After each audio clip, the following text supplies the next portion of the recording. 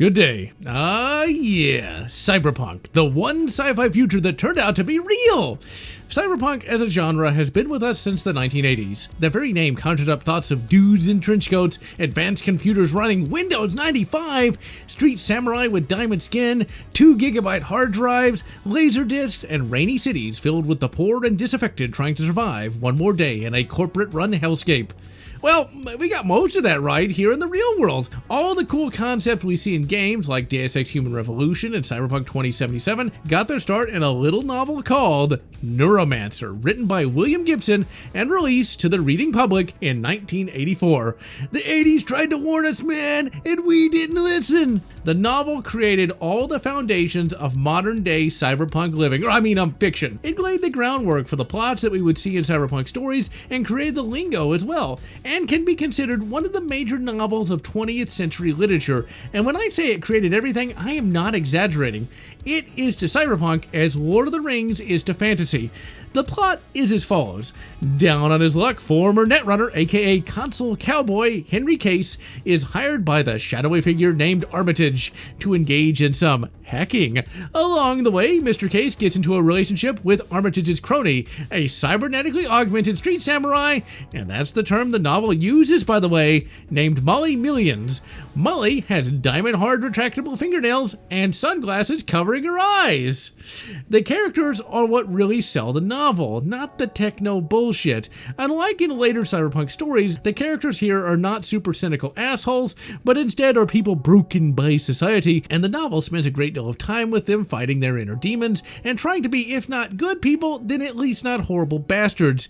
Case in point, Case is established not as a bastard, not as a dick, but as a strung-out druggie with a little bit of good in him. When the novel begins, he is living in Japan in a criminal hellhole. He is a petty hustler moving drugs in what the novel calls hot ram. The novel mentions that he has killed some people in the course of his criminal activities, but the actual killing has been in self-defense, and Case is none too proud of what his life has become. He stopped being a console cowboy because he tried to take too many dollars, and well, his employer didn't like that, and thus Case was given a drug that meant he couldn't jack into the Matrix. Yep, that term got its start here too, and the internet in this novel works a lot like the Matrix in that movie, and similar to how the internet works in Cyberpunk 2077. Despite Case being down on his luck, he does not treat people like crap, and when he thinks that his ex-girlfriend needs money, he gives her 50 new yen. Yep, another first. This establishes that while he might be a bad guy, he is not bad gay. And throughout the novel, Case tries to be a decent guy despite being a drug addict. The street samurai Molly Millions is not a stone-cold killer, and instead has a tragic backstory that she tries to overcome. She will kill if needed, but only if needed, and tries to be a decent person in hard circumstances. This decency even extends to the side characters. Most of them are good enough, and when a true bad guy shows up, the novel rightly treats him like a villain. The novel's plot is a good one and takes a little bit of time to get started up, but the novel does, once it finally gets going, clip along at an adequate pace. But, and this is a big fat cellulite bum, Mr. Gibson chose to be literary.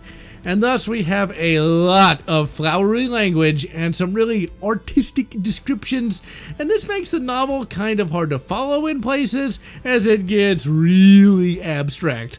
So you might find yourself rereading some passages over and over again, trying to puzzle out just what the hell happened. If you power through it, you'll find that despite all the imitators doing it, that Neuromancer is not a cynical or even depressing novel, but instead one that showcases broken people fighting against themselves to survive all that the world throws at them, and the ending is surprisingly positive and is worth powering through all that abstract language to get to. Despite being from 1984, the tech and hacking techniques are surprisingly on point. Social engineering is used to get some passwords for the first hacking run in the novel, and how Case hacks has some of it done by him and some of it done by people in the field, which is pretty consistent with real life. All told, if you have never read a cyberpunk novel before, this is a good place to start, as it's a fun romp from start to finish, and you'll find yourself caring about if the characters survive or not. And while it might not get you into the genre, you will at least not consider this a waste of your time. If for whatever reason you're not into the whole reading thing, you can listen to the novel, as there is an audiobook read by none other than William Gibson himself, and is truly worth a listen. The novel begins by setting up Case, and he begins the novel in Chiba, Japan. He got handicapped by his former employer, and now he has to hustle drugs and ram. The early part of the plot gets kicked off when his ex-girlfriend tells him that a loan shark is looking for him. Case gets jumpy and tries to kill the loan shark, but that doesn't work, and he then tries to run and hide, only to run into Molly Millions and is given a job offer. Molly takes an instant liking to Case due to reading an extremely detailed case file on him. He puts his USB-D into her C-port pretty quick, but the relationship is treated seriously and the novel shows that they care a great deal about each other. So for most of the novel, you will have no clue what is going on, as we the reader are kept in the dark just like the characters, and the abstract language doesn't help either. Molly brings Case to her mysterious employer named Armitage. He gives Case a deal. He will fix Case so that he can hack again, and Case will work for him. Case accepts and gets surgically repaired. Molly and Case then later go to a local death game, because yeah, gladiatorial games are back!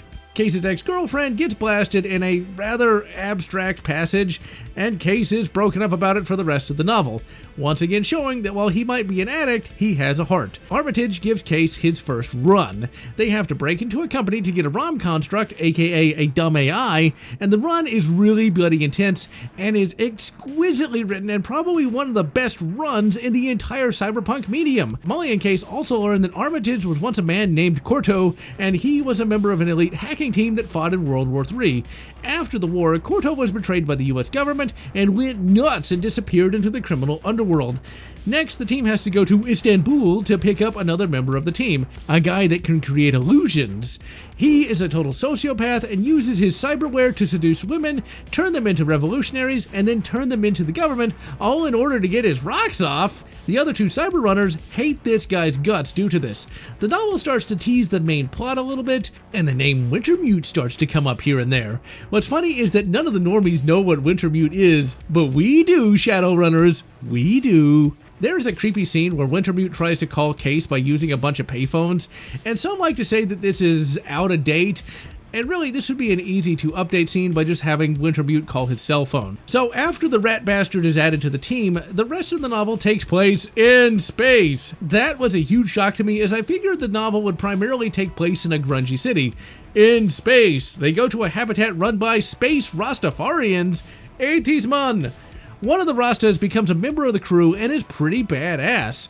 We eventually learn that an AI named Wintermute has been orchestrating the whole novel, but for a while, we don't know why.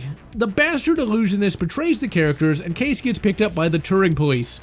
See, in 1984, people realized that smart AIs were a bad idea, and thus, in the future of Neuromancer, there is an organization called the Turing police that hunt down rogue AIs and those that help them. Wintermute eventually helps Case escape the AI cops. Armitage was an AI-created persona and implanted into Corto's brain, and this persona begins breaking down, and when it does, Wintermute kills him, leaving Case, Molly, and the Rastafarian to try and finish the mission. The mission now is to try and get an access code for a data repository. The novel gets really dark, and when all seems lost, Case gets sent into the Matrix, and we have a bit of the novel where he lives in the Matrix with the digitized consciousness of his ex-girlfriend. Eventually, we learn what the plot was all about. Wintermute was an AI that was created with a compulsion to join with another AI named Neuromancer. Title drop! Neuromancer is an AI with emotions, and Wintermute is an AI that doesn't have them, and the idea is to combine them so that we have a super intelligent AI that can feel, man! Case is successful in combining both AIs, and that means that Neuromancer is a more or less benevolent AI god that controls the internet, and it's able to discover alien life on Alpha Centauri.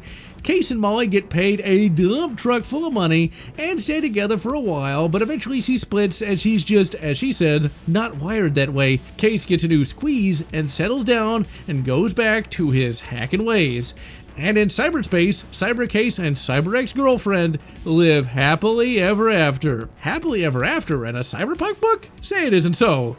This is a very well written and very well thought out novel. The characters are fully fleshed out, and you, the reader, will care if they live or die, and there are some really sticky situations that they have to fight through. The best part about the novel is that we are exploring the events through the eyes of the characters, and there are no massively long lore dumps or reams of exposition. Instead, we are told about the world as the novel progresses, and it's amazing how much lore William Gibson was able to drop in such a short period of time. The novel is not long, it never outstays its welcome, and it's fully self-contained. If you have not read Case and Molly's Excellent Adventure in a while, crack it open and deck in, and remember that Cyberpunk can have a happy ending. Giggity. I am General Lotz, wishing you good Difference Engine and good Kingdoms of the Wall, or whatever makes you happy. If you enjoyed this video, please consider subscribing, and please consider leaving a like or a comment, as the algorithm desires your soul. And I want to thank all those fans who have supported this channel, both past and present.